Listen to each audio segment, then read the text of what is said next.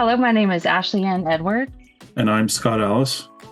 We are co-managers of Agón. In this presentation, we'll review our company's strategy, performance results, key decisions, lessons learned, and recommendations based on our experience in the business strategy game for strategic operations management.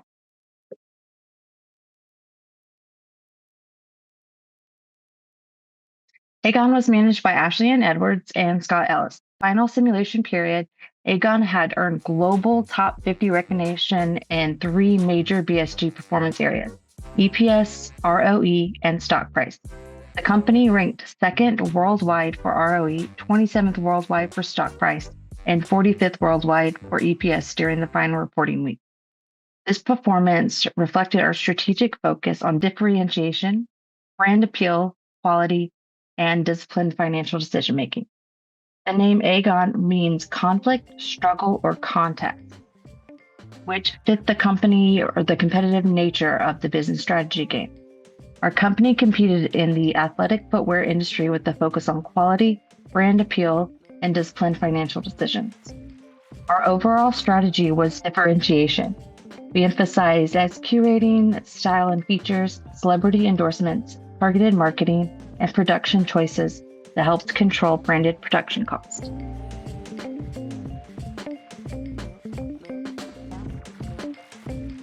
For Agón, our main strategy was differentiation. We focused on building a stronger brand instead of competing only on price. That meant using celebrity endorsement and targeted marketing to increase brand appeal and help us stand out from our competitors. We also invested in styles and features through reduced production setup cost by selecting production option B.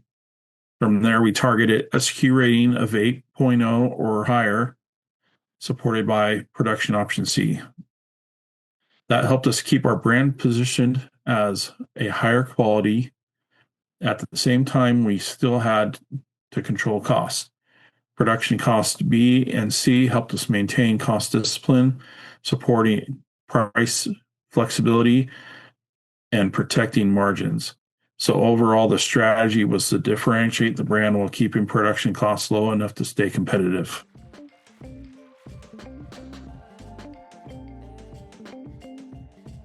Next slide. This slide shows Agón's overall performance trends across the simulation. The main chart compares gross profit, operating profit margin, and net profit margin from year 10 through year 16. Overall, the three margins improved over time, which shows the company became more profitable as our strategy became more focused. Gross profit stayed the strongest throughout the game, which means we were doing a good job of managing the relationship between revenue and production cost. Operating and net profit margins also improved, especially in later years, showing that our decisions were not only increasing sales, but also improving bottom line performance. The smaller charts on the right support the same story. Sales volume and total revenue increased over time. Earnings per share and return on equity improved significantly. And the price and SQ charts show that we maintain a high quality position while still growing financial performance.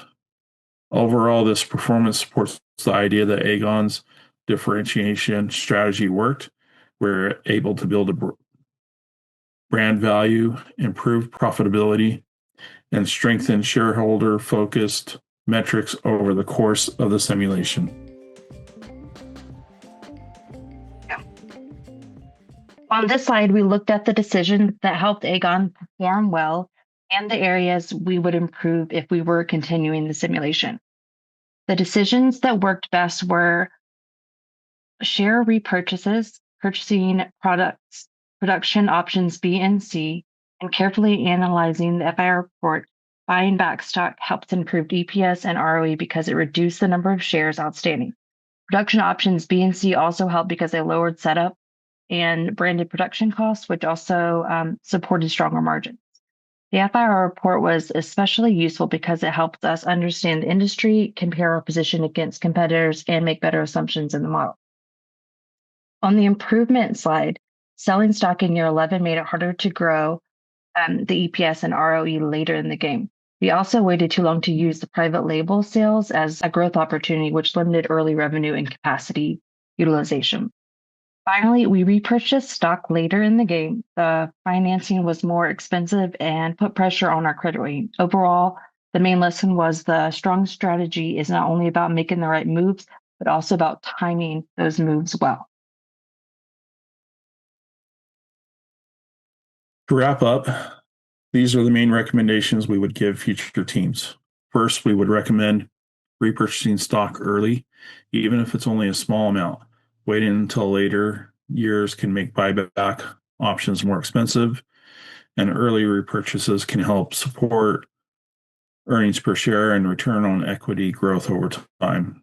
Second, we would recommend offering a dividend and growing it gradually each year. A steady dividend can help build investor confidence as long as the company is still protecting enough cash for growth.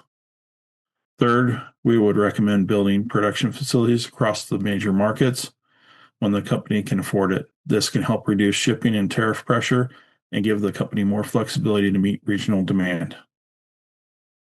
We would also recommend using private label sales earlier as a growth tool. Private label helped create additional revenue and used available production capacity, but it would have been stronger if we had used it sooner.